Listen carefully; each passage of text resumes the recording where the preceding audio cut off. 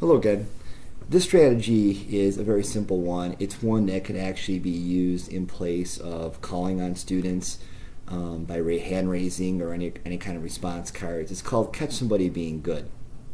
And to play on words, obviously, because we're going to use a ball to play this little activity. Now, what you would do is you'd go get a cheap dollar store ball like this, and you can use wet erase or even dry erase marker on it to write many different things. And I have a combination of different sayings on here depending on what purpose I want the ball to serve. I might have compliments like wowza or superb or things like that.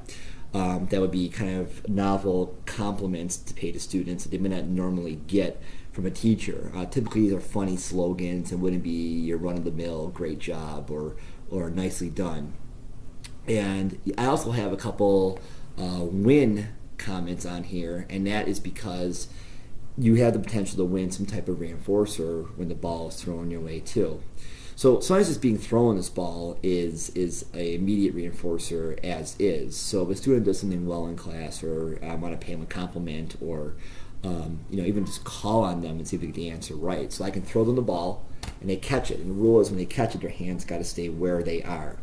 You can ask them the question, or you can ask them the question before you throw the ball.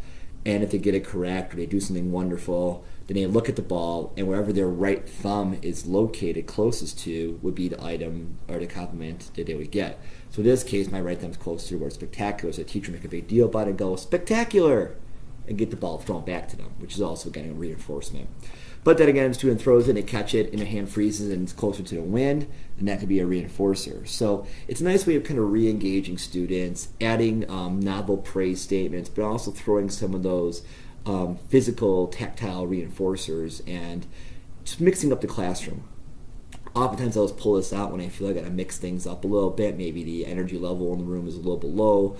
Maybe they've just kind of been through this lesson. It's kind of a drier lesson. It's a get it done type of lesson, and I just want to add a little bit of spark to it. But either way, Catch Somebody Being Good is a wonderful little strategy that really does change the climate of the classroom and allows you to novelly praise and reinforce your students.